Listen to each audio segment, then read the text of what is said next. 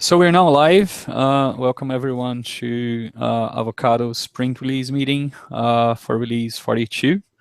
On this meeting, we're going to go through what we have achieved on release 42 and what we're planning to do for the upcoming release 43. So we'll use our Trello board as the planning tool to actually go through the changes on this release. Hopefully you guys can see my screen. Okay. Yes. So let's start from the bottom of the done items. The first one, it's actually a one fixed. We have discussed the limited support that Avocado has with regards to copying test files to remote machines to have them executed there. This would be an addition to remote copy of files adding directory. We decided this is not the way we want to go. So it's actually one fix saying that we have discussed the issues and we decided this is not how we plan to go. This one is kind of an internal change we added to our process. So GitHub, which is where we host our code or most of our discussions and everything, added a feature that allows repos to be set as protected. This just means that pull requests cannot be allowed to be merged without a proper review. So the reviewer has to say that something was reviewed and it's good to go. It also prevents non-administrators from pushing commits to the master branch without an associated pull request that has gone through the same process. So we tried that out. It suits our workflow, and that's what we have with that. So next one is a bug. It's related to the multiplexer. It was discovered, it was found during review of the recent changes that we had on the multiplexer. Lukasz decided to tackle this one in the same set of changes that actually changed the way we look at the multiplexer. So right now we have this MOOCs instance in Avocado, which now has a public API that allows various sources to actually inject data, merge data, check if it's parsed. And then we have a separated entity now that is a external plugin, external in the sense that it's not mandatory, but it ships as a official part of Avocado at this point. That actually feeds that with the YAML file, which is the standard format to input data that we have already supported. So there shouldn't be major changes to the user, but this puts the multiplexer into the direction that we want to make it more separated, more decoupled from the feeding of data and to the multiplexer and parameter itself. Lukasz, do you want to comment on this?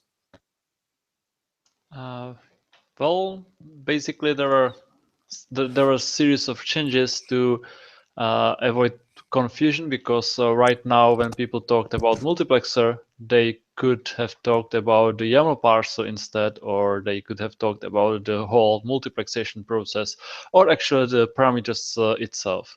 So in previous releases, we introduced the Avocado params, which is the params handling systems, and those are the parameters one can see from inside the test. Then we have the MOOCs object, which is a special part of Avocado, which is always used, and it's a database of parameters, and the whole mechanism creates the variants of tests or just a single variant, and it feeds the Avocado params, which you then receive in the test.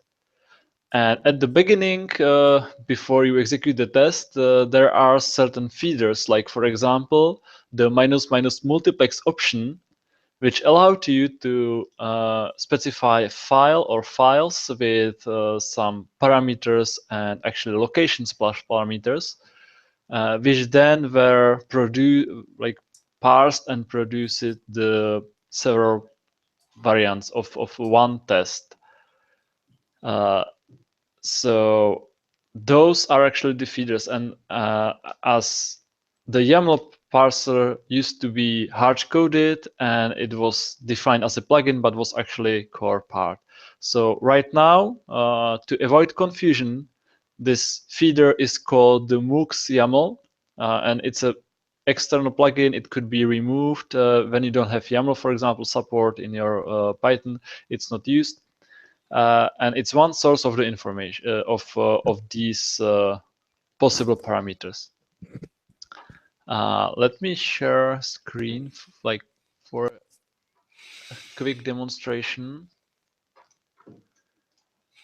Basically, you were used to use, for example, Avocado. When you use Avocado run a test, for example, pass test py, you could use minus m examples MOOCs, for example, MOOC 0, and you would get two instances of pass test with two different arguments, for example, different timeout, different variable names, etc. To debug it, you used Avocado multiplex. Originally like this, but as now we are moving from a hard-coded solution to a plugin, you have to specify minus m because it's a multiplex file. Can anybody else see your screen? I can. Okay, there it is. Thanks. Okay, is it readable? It is. Okay, cool. So you can see two variants are actually created. First variant contains. Oh, let me make it easier to read. Develop. Yeah.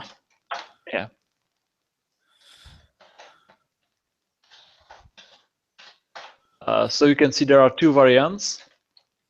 I can use minus C to see the content of variants. You can see that the first variant contains foo with the value foo, and the other foo with the value bar. You can use minus D to even see where this comes from. And now the neat thing is that this is not the only feeder. I mean, you can get those options from other places. For example, one of them is minus minus moocs inject, where you can specify, for example, the same variable, or I can specify a different variable like my cool, like path my variable cool variable, and then you will see that there is my cool variable. You don't see any source information because this does not come from the YAML parser, because so far only YAML parser supports this. I actually want to change this in the next release, but we are still negotiating on the way. You can see that this is actually unknown location because we need to adjust the API to support this. Anyway, everything right now should work as you were used to. The only difference is that you need to add minus m to your multiplex commands, or Avocado runs still supports minus minus multiplex, but this option is actually obsolete, and you should use minus minus moocs YAML, which is a new variable which should make it more clear that you're not using some magic multiplexer, but you're using the moocs handling system and you're handing over the YAML file. You can as well, this API is core, but we want to make it more stable so people can build their own plugins. Still, it's core API, so it can change, but it's more stable than it was before. So you could create your own minus minus moocs, for example, JSON commands to feed it. The same API is also used by Avocado Vert. So when I link Avocado Vert, you can see that there will be a lot of new options coming from Avocado Vert. And again, you can see that it's unknown location. So this is something I want to address in the next sprint. And probably you will be able to use this API to define your source of the informations. Yeah, so to make it clear, like just putting into other words what Lucas just said it, this should allow users to actually create variants based on any external source of information. So if you don't want to deal with the YAML, when we actually say that the API is mature enough, you could develop your own way of actually feeding data to the multiplexer so that you could have variants with those variables coming from external places. I guess you guys can still see my screen. Okay. Yes. Next one is improve ISO 9660 library. This is one of the utility libraries that we ship with Avocado that tests tend to use. One of the external entities that use this is also Avocado VT. They use this to fetch files from inside ISO files, say the Linux kernel, init.rd images and things like that. It's based on the concept that you have a uniform API with different backends. So if the user has a tool such as ISO info installed, it would use that. If user has ISO read instead, it would use that. And if user is a super user and can mount, they could resort to actually mount the ISO file to extract files from that. There was one lack of uniformity, which was the mount dir attribute of those classes. That was only supported when user actually used the ISO 9660 mount, which was supposed to be something internal but was being used externally. So what this change does, it makes the API uniform across all backends. And if users actually try to use mount dir, which is necessary to have it mounted, it would be done dynamically. It will be done dynamically if the user has enough privileges to mount the ISO file. So if the user just wants to get a file or two, they can do that all in userland. But if they want to access the full contents, then it would mount dynamically the ISO archive. Next one was, it came out from a discussion. I guess I can just put things in order. And you guys, so there was an issue on GitHub. It's coming up once in a while. It was about whether we want or whether we are going to support setup and teardown at the class level. This question needed a proper answer. So we answered on the issue itself, saying why we don't support that. To make things like really short, the reason is that Avocado has a much stricter sense of what a test is than Python unit test, where setup class and teardown class actually come from. So we think of each test as an isolated entity, and to actually do that, we run each test on its own process. So sharing state among classes is something that we don't want to do. We could support like running those data, but it would give running those methods, but it would give users the wrong impression. So after having commented on why we don't want to do that, we went ahead and we added this to our documentation. So right now we have a section on unit test compatibility limitation and caveats. It presents how our execution model is, and it describes why we don't want to support setup and tear down at the class level, and it gives a few options on how to work around that. So hopefully users will make better use of Avocado by knowing what to expect from tests. Next one was a bug that we found during some review. It turns out that we added journal control as a way to get system level information as part of our sysinfo subsystem. It just turns out that we were using our own dog food, our own process library to actually run it. And there's some mishandling of keyboard interrupt in that combination. So we published a fix, a workaround that actually uses a more lower level sub-process library, which is Python's own.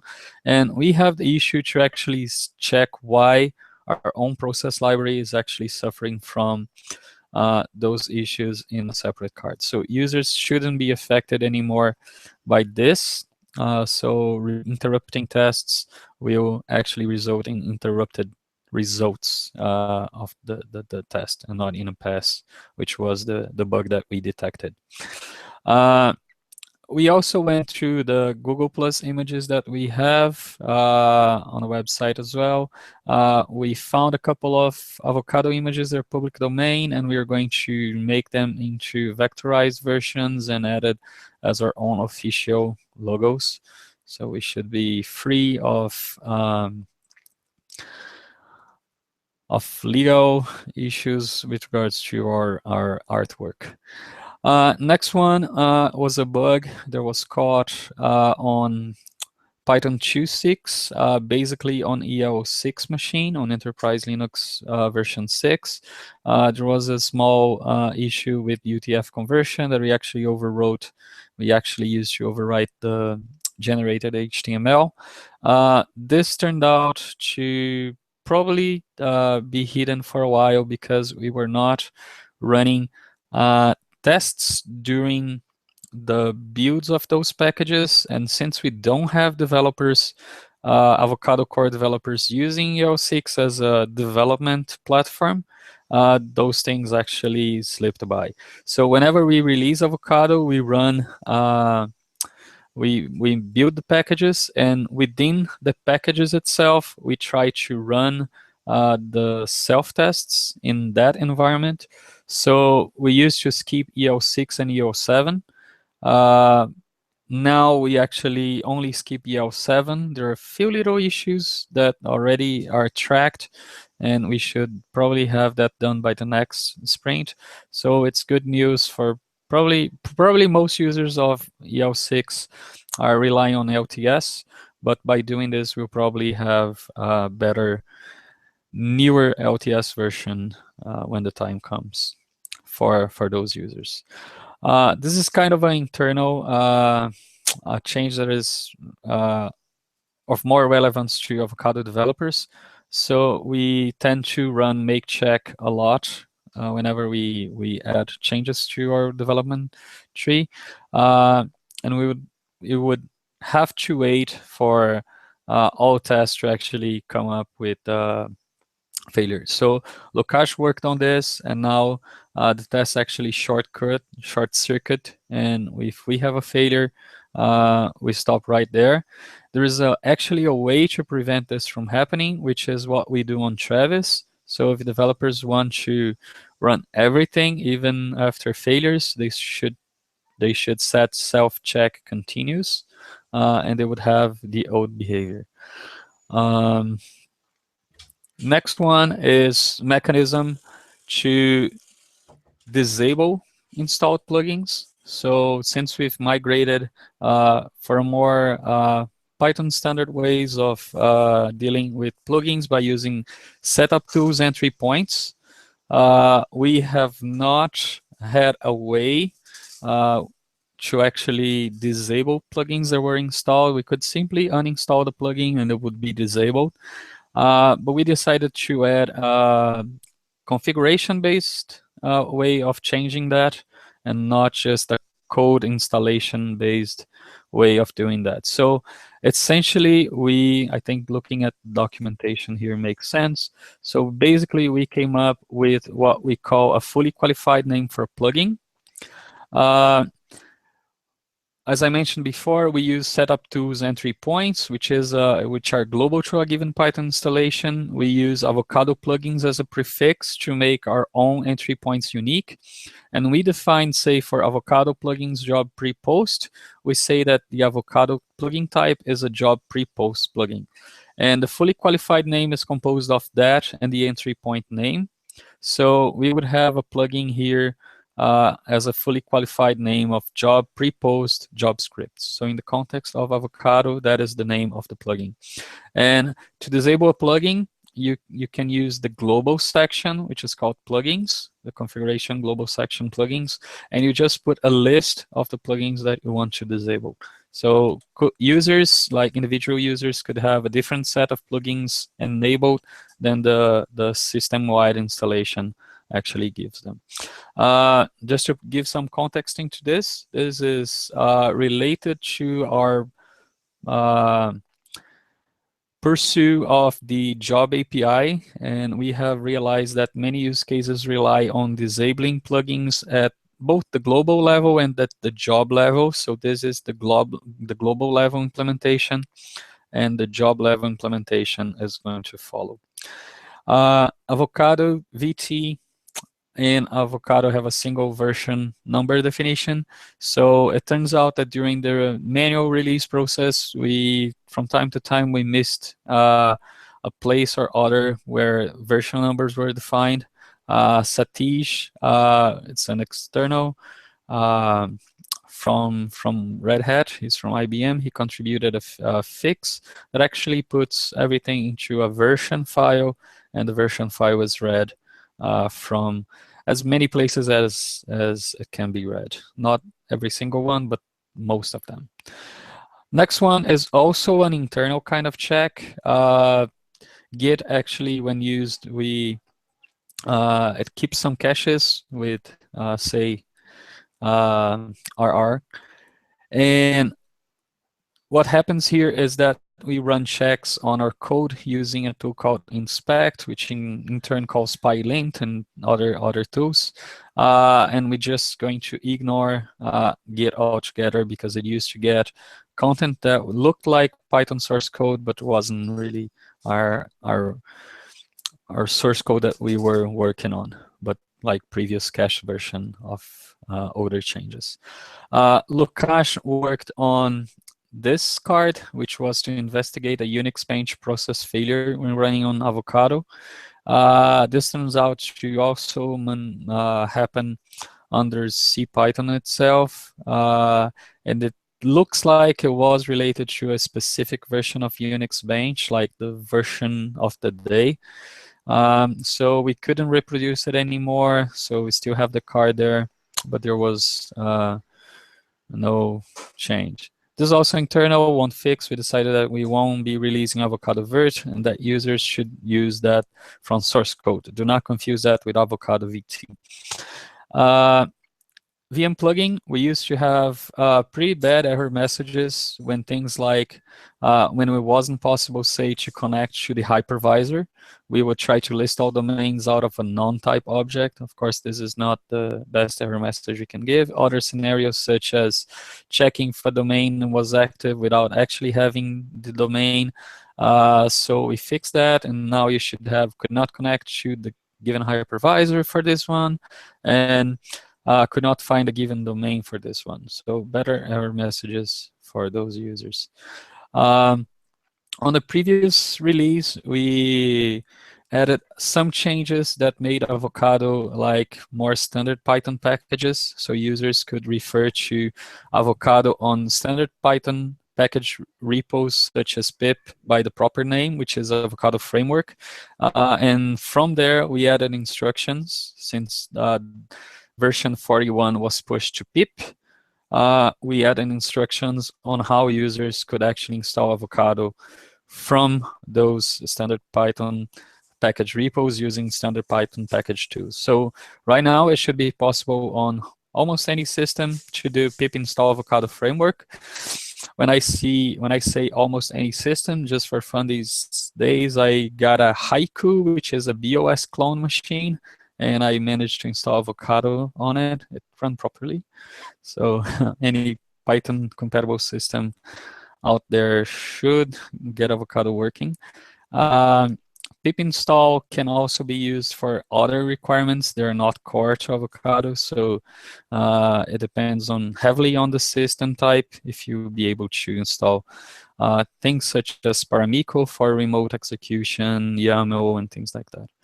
But anyway, now we have a proper way of using, a proper installing Avocado using standard Python package tools.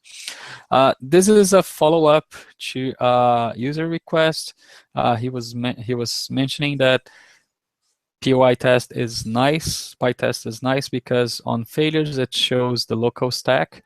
So we added this same feature to Avocado, and now when you have a fail test out in the log, you have all the local variables described as this. There was a commit on top that actually added the variable type. So it should be possible to get a head start on debugging your test failure just by looking at the job log itself. Add HTML plugin, Travis. On the last version of on the last release, we completely broke down the HTML plugin into a separate entity, and we were missing that on our checks in Travis. The tests were being skipped because the resource wasn't available, and that was fixed. Next one was a bug that was fixed. The Git module wasn't working with output check. We now added proper options there to make sure one thing doesn't break the other. So as a nice rundown of fixes, there was a lot of documentation that made things more clear with how Avocado is supposed to work. And of course, the multiplexer is a major work that made into this release. On the work in progress, we have a lot of stuff going on. Much of it came from user-based feedback. I can pinpoint at least 3 of those cards that we already had intention to work on, but were triggered by outside contributions, which is a great sign that Avocado is alive and well outside our smaller walls here. So one user from Parallels, that's Dimitri, he sent a pull request trying to fix an issue that he had with archive and other job results. We realized that the proper solution was to actually have a controlled order for plugins. We described that in a request for comment. It was well received in the mailing list. People gave opinions on that. And then I came up with version 0 for that. This version actually adds the proper ordering support for result plugins. Was supposed to be kind of a proof of concept, that's why V0. But then I want to come on V1 with proper documentation and also with support for any kind of plugin. So this one actually builds on the result plugins only, which was the most immediate focus, but then I want to expand this to any kind of plugin. With that, that same pull request also makes archive support an external plugin. So users can say, oh, I want to archive the whole results into a zip file. And the use case that the user has is that he wanted to send a mail report, a report by mail that not only contains, say, the HTML report, but also contains the archival in zip file for everything. And so this made sense to give ordering support for all the plugins. And it's currently there in work in progress. Next one is -- remote doesn't work with class method test references. This was also a lengthy discussion that we had, probably lasting most of the the release. And the thing is, we introduced like really early in the day support for copying test files to remote machines. It was considered part of how we used to see Avocado supporting remote test executions. We now realize that it's not Avocado's job of actually serving like test as a test repo, a test repo. I think that's the best word. So we started to see how many shortcomings our simplistic implementation had, and how it wouldn't scale with other types of tests. So to make things like more reasonable, we decided to turn this into a deprecated feature. We also want to hear from users if they're relying heavily on this. We want to at least give a heads up and document how users could achieve the same thing, but for any kind of test, by just getting out of Avocado out of the way. So this card is still standing here because it is the result of that discussion. And if users have feedback on this, we would like to receive feedback, please. Next one is it started as an experiment. It's now becoming more or less the drawing of a feature. So a while ago, FAM trying to use Avocado and Avocado Vert for basic QEMU tests integrated with Tattoo. He was asking if he could select a test based on tags. I added an experiment, a quick experiment that users could do with those Avocado tags. And they could select based on those instead. Then other issues came up, such as multiple tag support, and I came up with a proposal that would allow users to select mandatory tags. So if users want to say run tests, they're both tagged as fast and privileged, they would combine those in a single filter by tags command line. But this would act as an and, so the test would have to be tagged both as fast and privileged. But then on a same Avocado job execution, if users would include more tests with another sets of tags, they could add another filter by tags, and they would also include, say, slow and privileged tags. So it's a proposal of how users could select both tags, but they could also select an expanded set of tests using the same logic. Fan replied to this, we had some comments, and it looks like Ademar already has some feedback ready to put into that. And I would also appreciate if you guys can relate to the use case and can influence how we actually deliver this. So experiment with test tags. Job time should be wall clock time. This is a pretty old and misnamed tag. It's getting progress on every other release. This one I failed to actually come up with the last piece of changes, which were to change the event-based results. That includes the human interface, the top interface, and also the journal, to actually use the new plugin type, so that the results will be generated outside the job itself, and we would have the right time that the job took and not the sum of test time. With regards to the job API, which is also kind of a bigger task, there was a few updates on this. The first one is that, as I mentioned before, we delivered how to disable installed plugins in a global fashion. For the job API, we detected very early in previous RFCs that we want to be able to control how a job actually has plugins. So disabling and enabling plugins at a job level is a basic requirement. This is then the first phase. Also, The job API is just that. It is an API. We expect users to be able to run a job by instantiating a job, by controlling its behavior, by arguments, and then to run either parts of the API or everything that the API offers. So the job phase API was posted to the mailing list. We also have a pull request on that. The missing parts for the job phases API is that I plan to add tests and better documentation so that we can be confident that any use of the APIs that we declare as public in the sense of this context can be used. And the test itself right now, it's pretty non-existing. So that's where it stands.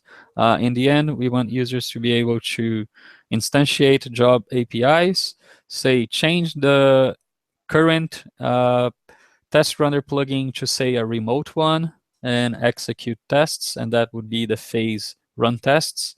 And this should be all done programmatically. If users want a user interface, they should be able to globally enable it.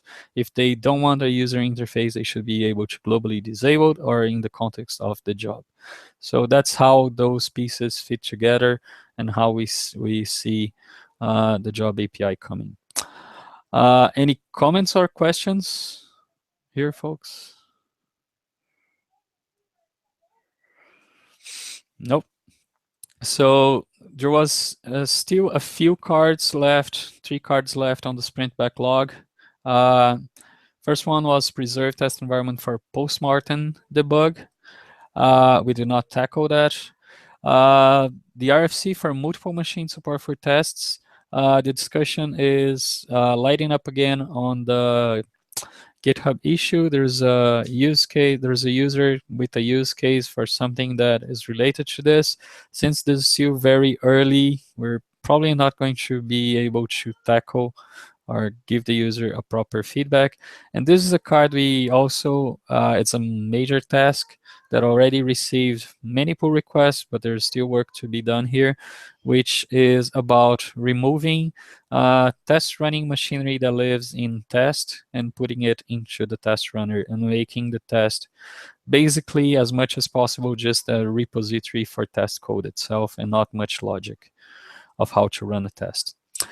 With that said, we are way past the half hour we usually try to assign to look at the release. And we now have to shift focus and look at what's coming with release 43. So based on the number of work in progress items, I would say we can be confident that those things which are more evolved here will definitely go into that release. The things that are in the sprint backlog should also find a place there. And of course, we have bugs, which are always high priority. So unless somebody disagrees, I'll just move those bugs to the sprint backlog. We have more or less prioritized the short-term backlog. There are many issues which popped up from recent releases. I just want to give you guys a say. Adamar, do you want to comment on where you see this next release going? Do you guys, Jeff, Yash, Grishma, do you have any comments on what you guys would like to see on the next release? I think this is the time to do it. Yeah, from my perspective, the backlog is prioritized. So we have a bunch of items in the work in progress and a few usability issues in the short-term backlog. Parent IDs is interesting, job ID, usability, and then continue making progress on the multiplexer and remote support. Okay. Anything else? I would say I'll take the liberty here to move the things that I know are more or less trivial to work on. We have a bunch of high um, volume work cards, which are already in work in progress, but I see that most of those on the top are pretty simple. So I would say this is, for now, a good measure. If you guys want to pick any other card.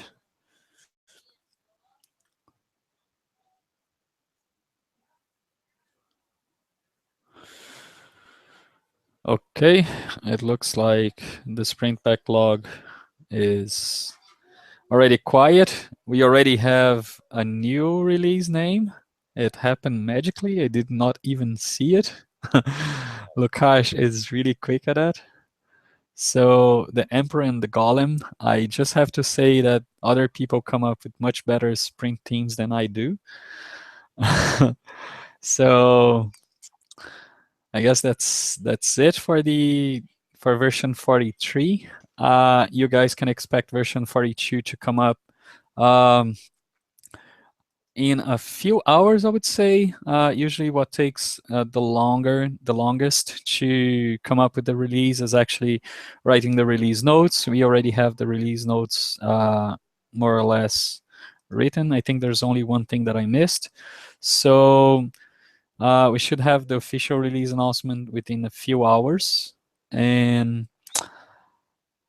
I just have to thank you guys for participating and see you guys in 3 weeks for release 43.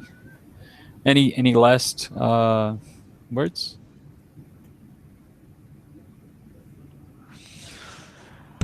All right. Thanks, everyone, and see you in 3 weeks. Bye-bye. Thank you, Clever. Bye. Clever. Bye.